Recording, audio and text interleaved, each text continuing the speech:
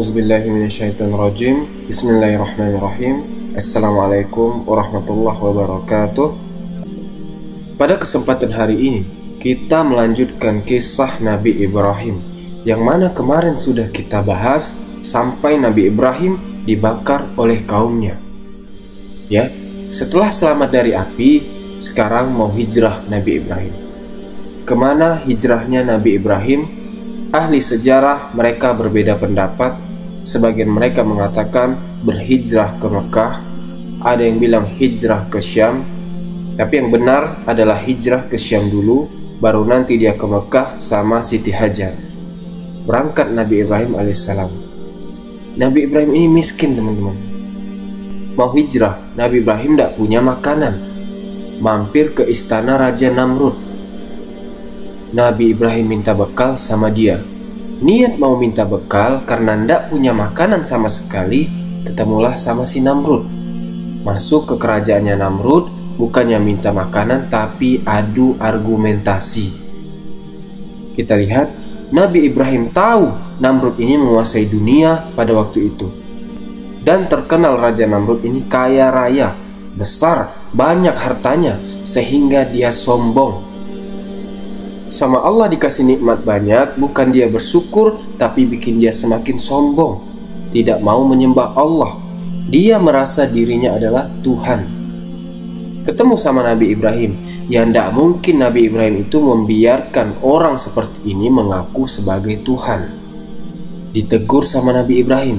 Yang mana teguran tersebut, percakapan ini Allah abadikan di dalam surah Al-Baqarah ayat 258. Allah Subhanahu wa taala berfirman, "Alam taro ilal ladzi haja Ibrahim fi rabbih an atahullahul mulka." Kata Allah Subhanahu wa taala, apakah kalian tidak melihat saat Nabi Ibrahim menyampaikan hujah tentang Allah Subhanahu wa taala? An atahullahul mulka. Dia menghampiri raja itu, maksudnya Raja Namrud. Iz qala Ibrahimu rabbiyallazi yuhyi wa yumit. Katanya Nabi Ibrahim, Namrud, kamu itu bukan Tuhan. Yang menghidupkan dan yang mematikan itu Allah Subhanahu wa ta'ala. Karena Namrud ini mendatangkan dua orang. Dia bilang sama rakyatnya, saya ini Tuhan, saya bisa bunuh dan saya bisa hidupkan orang. Gimana caranya? Kita lihat caranya Namrud. Disuruh datangi dua orang, yang mana dua-duanya ini mau dihukum mati sama Namrud, mau dipenggal kepalanya. Jadi di depan orang banyak sama Namrud dipanggil dua orang ini. Yang satunya dibunuh sama Namrud, lepas kepalanya, mati, tersungkur orang itu. Kata Namrud, ana bisa bunuh orang, mematikan orang, ana Tuhan. Kata Nabi Ibrahim, Allah itu bisa menghidupkan orang yang sudah mati. Oh gampang, kata Namrud. Qala ana uhyi wa umit, ana juga bisa. Ini yang satu lagi mestinya anak penggal, artinya sudah mati, padahal jelas belum mati ini, dianggap sudah mati oleh Namrud. Tapi karena anak Tuhan, katanya Namrud, anak bebaskan orang ini. Jadi dia bisa hidup kembali. Akalnya di mana? Bagaimana? Kata Namrud. Kalau Nabi Ibrahim itu seperti kita, atau kita yang jadi Nabi Ibrahim, ya kita bilang tidak bisa. Yang mati ini hidupin lagi. Benar tidak teman-teman? Tapi kita lihat Nabi Ibrahim tidak mau panjang lebar ngadapi orang bodoh. Tidak panjang lebar ngomong sama orang seperti ini. Ini yang dipakai sama Nabi Ibrahim. Diam Nabi Ibrahim. Langsung pindah ke yang selanjutnya. Nabi Ibrahim tidak panjang lebar. Baik, kata Nabi Ibrahim, fa innallaha ya'ti bisyamsi minal masyriq fa'ti biha minal maghrib fa buhital ladzi kafar. Allah itu yang menerbitkan matahari dari timur. Sekarang kalau memang kamu Tuhan, terbitkan dari barat. Bisa ngomong apa Namrud? Tidak bisa. Fabuhital ladzi kafar.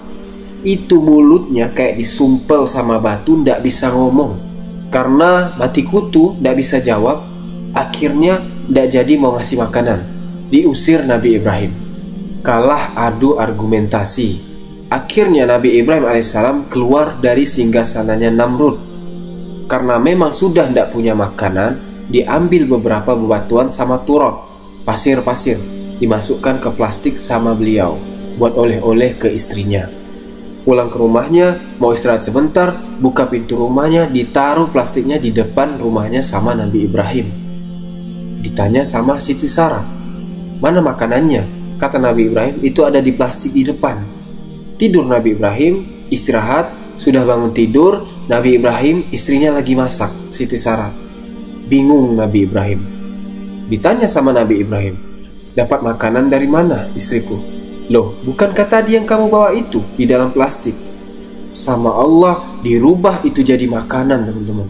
Lihat, orang bertawakal kepada Allah Subhanahu wa Ta'ala, tidak jual diri, tidak minta kerajaan Namrud. Nabi Ibrahim ini tahu semuanya pemberian Allah Subhanahu wa Ta'ala. Tidak mungkin orang yang bela tauhid itu sama Allah disia-siakan, itu mustahil. Tidak mungkin orang yang bertakwa, orang yang beriman kepada Allah, orang yang berjalan di atas jalan yang benar, terus sama Allah disia-siakan, tidak mungkin. Taruh di hati kita, orang kafir sama Allah dikasih makan. Masa kita yang sholat, kita yang zikir sama Allah tidak dikasih makan, terus kita takut miskin? Ya. Setelah keluar dari belenggunya Namrud, keluar dari situ Nabi Ibrahim, Siti Sarah, dan Nabi Lut alaihissalam. Yang mana yang ikut pada ajaran Nabi Ibrahim pada saat itu hanya Siti Sarah dan Nabi Lut alaihissalam. Dan Namrud ini Allah utuskan seekor lalat. Dari pagi lalat itu terus mendekati Namrud. Setiap mau dipukul, lari, lalat itu pergi. Terus nanti datang lagi lalat itu, hingga Namrud menyuruh pasukannya untuk bunuh lalat itu. Tapi tidak bisa, lalat itu kecil, susah ditangkap. Sampai akhirnya malam hari Namrud lelah, capek, ngantuk dia. Yang mana lalat tersebut masuk ke lubang hidungnya, terus sampai ke otaknya. 3 hari lalat itu tidak keluar-keluar. Dipukul-pukul kepalanya kayak orang gila si Namrud. Tersiksa dengan lalat kecil itu. Mau lakuin apa? Tidak bisa. Lalat kecil masuk ke otak. Siapa yang mau ambil? Setelah 3 hari, tidak makan, tidak minum, tidak buang air kecil, tidak buang air besar, Namrud pun jatuh, tersungkur dan mati. Setelah jatuh, datang semua lihat Perdana Menteri, keluarganya yang dekat dengan dia, yang ngakuin dia Tuhan, yang selalu sujud di hadapannya. Mereka melihat seekor lalat keluar dari hidung Namrud. Dan tersebarlah berita bahwa Namrud mati karena seekor lalat. Allah hinakan, ngaku Tuhan, mati karena seekor lalat kecil. Subhanallah, Tuhan mereka mati karena lalat. Baik, Nabi Ibrahim alaihissalam berhijrah ke Syam. Sampai di Syam, Nabi Ibrahim dicoba lagi oleh seseorang raja yang tidak disebutkan siapa nama rajanya. Ada yang bilang raja ini tinggalnya di Mesir, ada yang bilang di Syam, tidak disebutkan nama orangnya siapa. Pokoknya dia adalah seorang raja yang mata keranjang, tidak bisa lihat perempuan cantik, dilihat dari kaki sampai kepala. Siapa itu? Cantik, diikuti ke rumahnya. Banyak laki-laki kayak gitu, mata keranjang. Ya, ini raja ini mata keranjang, tidak bisa lihat perempuan cantik. Kalau lihat perempuan cantik punya suami, dihabiskan suaminya sama dia. Perempuannya diambil, disikat perempuan ini. Bahaya teman-teman. Nabi Ibrahim dicoba sama Allah dengan orang ini. Kita tahu Siti Sarah ini orangnya cantik teman-teman. Saat Nabi Ibrahim masuk ke tempatnya dia, daerah kekuasaannya si raja ini, diceritakan Nabi Ibrahim itu tahu, sehingga Nabi Ibrahim mengatakan kepada istrinya, yang mana ini disabdakan oleh Rasulullah SAW dalam sebuah hadis, wa bainahuwa zata yaumin wa sarah iz ata ala jabarin minal jababirah. Saat dia mendatangi salah seorang penguasa yang zolim, waqila lahu, ditanyakan kepada Nabi Ibrahim, in hahuna rojulan mahu imro'ah min ahsanin nas. Ada seorang laki-laki bawa perempuan yang mana cantiknya luar biasa. Ini orang-orang di sekitarnya penguasa zolim ini nyampaikan kabar bahwasanya ada laki-laki bawa perempuan yang luar biasa cantiknya. Tidak pernah terlihat sebelumnya secantik demikian. Fa arsala ilaihi, orang ini ngirim seseorang kepada Nabi Ibrahim alaihissalam. Fa sa'alahu anha, menanyakan kepada Nabi Ibrahim, siapa ini perempuan? Qala man hazihi allati ma'ak, siapa ini perempuan yang bersamamu? Faqala hiya ukhti, Nabi Ibrahim mengatakan, dia adalah saudariku. Summa ata Nabiillah Ibrahim li Sarah. Habis ngomong sama si penjaga ini, hiya ukhti, dia adalah putriku. Sudah, balik ini petugasnya ke si penguasa, ngasih tahu. Ternyata laki-laki itu bukan suaminya. Karena kalau Nabi Ibrahim bilang ia suaminya, maka akan langsung dibunuh, dihabisi. Saat itu Nabi Ibrahim langsung menuju ke istrinya bilang, faqala laha. Nabi Ibrahim bilang ke istrinya, wahai istriku, kalau ini penguasa tahu aku adalah suamimu, dia akan membunuhku dan merampasmu dariku. Fa in sa'alaki. Jadi kalau dia nanya nanti, fa akbirhu anaki ukhti. Kasih tahu dia kalau kamu adalah saudariku. Fa innaka ukhti fil Islam. Karena memang engkau itu adalah ukhti fil Islam, saudari dalam Islam.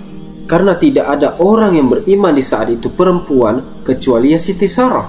Antum bisa bayangkan, di muka bumi ini tidak ada orang beriman perempuan kecuali Siti Sarah. Kemudian dipanggil Siti Sarah sama si pemimpin. Nabi Ibrahim tidak bisa apa-apa. Kalau ngelarang dihabisi dia. Harus ngadep ke pemimpin. Mau dilihat sama si pemimpin ini kayak apa cantiknya. Ya kalau bisa mau disikat juga, mau diambil. Lalu teman-teman, dibawalah Siti Sarah ke singgasananya orang ini. Nabi Ibrahim tidak bisa apa-apa, hanya bisa bersimpuh, mengangkat tangan, sholat, berdoa kepada Allah Subhanahu wa Ta'ala agar dijaga istrinya dari tangan-tangan orang-orang yang zalim. Wadah qalat Sarah, ala zalikal malik, fazah baitana wal fa biyadihi. Saya lihat Siti Sarah dengan cantiknya yang luar biasa itu, mau dipegang sama si raja. Tidak kuat raja ini mau dipegang Sarah sama dia. Apa yang terjadi teman-teman? Siti Sarah berdoa kepada Allah. Tangannya raja yang mau memegang Sarah ini keras kayak kayu, krek, tidak bisa gerak. Bagaimana Allah jaga nabinya? Allah jaga orang-orang yang beriman.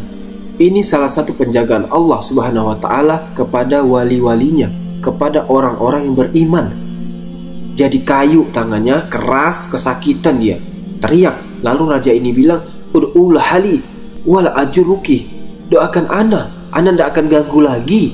Fada'at lahu fa'utlik, didoain sama Sarah. Terus lepas tangannya, tidak keras lagi. Dilihat lagi Sarah, tidak kuat, mau dipegang lagi. Keras lagi tangannya dan lebih sakit daripada yang sebelumnya. Menjerit raja ini kesakitan, ud'u lahali. Kata dia, doain ana janji tidak mau ganggu lagi, tidak akan memberikan kepadamu mudarat. Didoain lagi sama Sarah. Akhirnya teman-teman, terlepas dia dari belenggu tersebut. Lalu dijelaskan di sini, setelah 2 kali tangannya mengeras, jangankan dinikmati, mau megang aja tidak bisa. Dia panggil semua anak buahnya. Kalian ini bukan mendatangkan kepadaku wanita cantik, tapi kalian mendatangkan setan. Raja ini takut sama Siti Sarah. Mau dipegang keras tangannya. Bayangkan antum, perempuan apa yang dipegang terus tangan kita keras? Tidak ada. Kalau bukan jin, ya malaikat. Ya, raja ini berpikir seperti itu. Kalian ini bukan mendatangkan perempuan, tapi kalian ini mendatangkan setan. Suruh keluar ini perempuan. Jadi saking takutnya raja ini sama Siti Sarah, dikasih hadiah. Siapa hadiahnya? Siti Hajar. Kasih itu Siti Hajar, kasih hadiah, suruh bawa. Dari sini Nabi Ibrahim alaihissalam berjumpa dengan Siti Hajar, ibu moyangnya Nabi kita Muhammad sallallahu alaihi wasallam, budak yang dihadiahkan raja ke Siti Sarah.